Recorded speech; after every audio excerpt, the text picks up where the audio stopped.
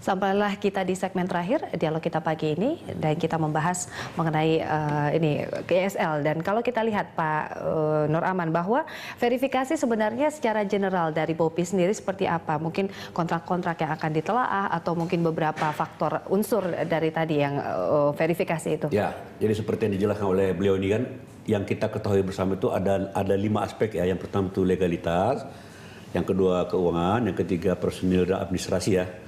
Keuangan, kemudian kontrak tadi masuk di dalamnya, termasuk yang kami prioritaskan itu adalah pemain asing, status pemain asing gitu. Dan nilai kita minta, ada lain-lain misalnya CSR, kemudian pembinaan usia muda, itu sebenarnya adalah suatu aturan-aturan atau kriteria yang harus dimiliki oleh klub-klub profesional di dunia, ya. Nah, tapi karena kemampuan di dalam negeri kita ini masih relatif terbatas, maka ada prioritas lah. Kita prioritaskan keuangan, kemudian tadi pajak, kemudian status pemain asing, lalu ditambah lagi dengan ya kontrak-kontrak tadi, termasuk ya kontrak-kontrak itu prioritas yang kita harapkan. Klub-klub ini mengetahui kewajibannya lah, walaupun saya yakin mereka udah tahu itu. Tapi kembali lagi, ya mungkin karena merasa terusik, ya kita cobalah dengan jaminan bahwa privacy mereka itu kita jamin lah, jangan sampai kerahasiaan itu kita buka ke umum gitu. Baik, Pak Jamal, ini seperti apa sih kerahasiaan dalam satu klub yang mungkin tidak bisa dibuka pada publik atau seperti apa, Pak? Loh, itu setiap perusahaan punya rahasia.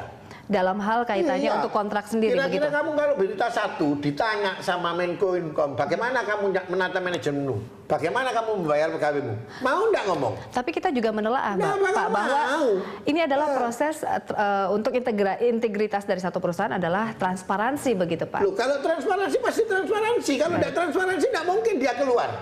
Itu tanda daftar perusahaannya. Dia kan pasti tahu, oh perusahaan ini modalnya sekian, usahanya ini, bentuknya ini. Tapi secara operate di bawah kan tidak seperti itu.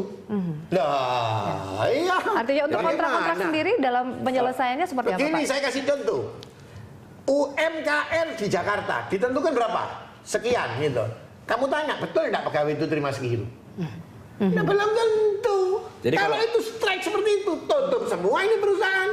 Artinya ada beberapa privacy yang memang sengaja ditutupi begitu ya. Baik. Tapi Bobi kan sudah bilang, kami tidak akan masuk sampai ke privacy itu. Ya, kami hanya sampai kepada. Kami adalah klub, direktur perusahaan.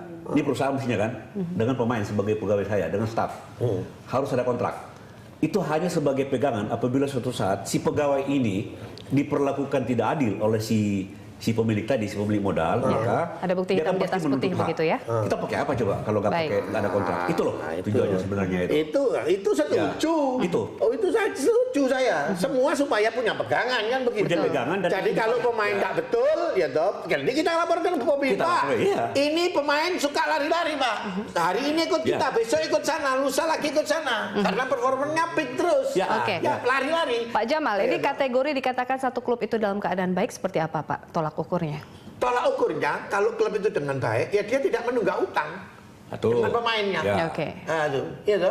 Kedua, itu paling peak performanya. Gitu. Nomor 2, dia diminati oleh masyarakat di sekitarnya. Iya loh, manajemennya itu diminati. Jadi setiap klubnya bertanding, penontonnya banyak. Lah untuk membangun itu setengah mati non. Dari beberapa klub di ESL. Ya, 2013 itu FIFA turun kemari.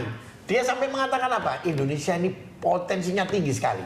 Bisa enggak ini diudifikasi sampai 2015? Pak Jamal, ini dari beberapa kita berusaha 2014 sudah selesai udifikasi. Dari beberapa kategori. Harus lebih bagus sebenarnya. Betul. Pak Jamal, dari beberapa kategori yang dikatakan tadi baik, mungkin ada unsur-unsur di dalamnya begitu ya, persyaratan sebagai klub yang kategori baik. Ini sudah berapa persen klub di Indonesia yang memenuhi syarat seperti itu? Sekarang ini sudah 18. 18 semuanya dalam kategori baik begitu ya, Pak? Sudah memenuhi syarat itu gitu. Itu secara kuantitatif.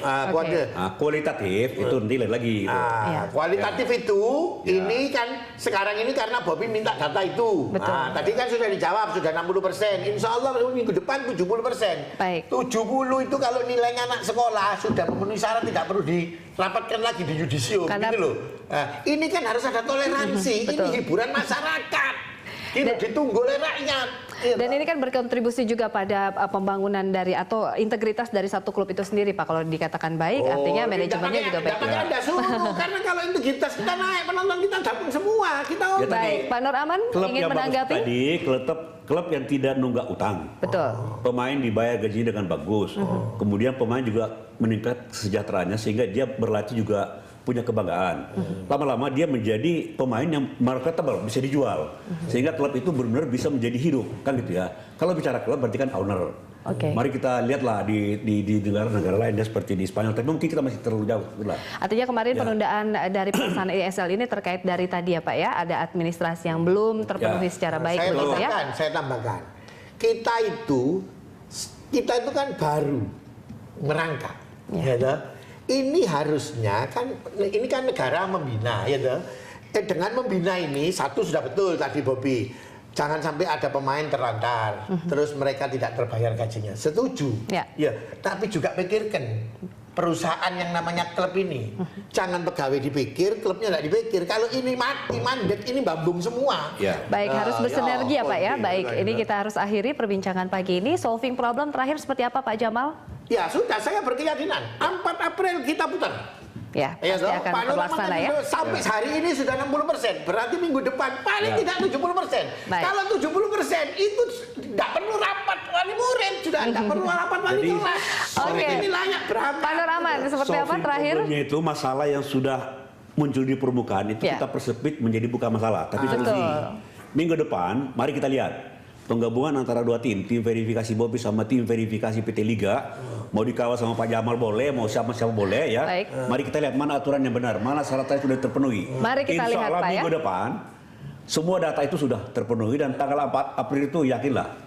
Jadi begini, jangan dipancing, dipertentangkan seolah-olah nanti kalau tidak selesai, jangan. Baik, harapan kita bersama. Ada kelompok yang tidak suka, ada yang suka. Harapan kita politisi yang tidak suka, rakyat ini menunggu, sudah. Baik, nanti yakinlah pada minggu depan.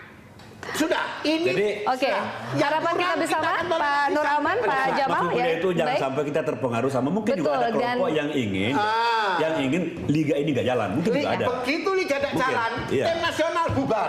Oke, kita tunggu dinamikanya minggu depan dan kita harapkan semuanya terselesaikan dengan baik ya. Terima kasih Pak Nur Aman, terima kasih Pak Jamal telah hadir. Minggu depan, ya kita biar verifikasi. Foto kemisnya. Terima kasih. Baik, terima kasih. Panggil Joko kesini, panggil saya. Baik Pak, terima kasih telah hadir dalam dialog kita pagi ini. Demikian dialog kita pemirsa.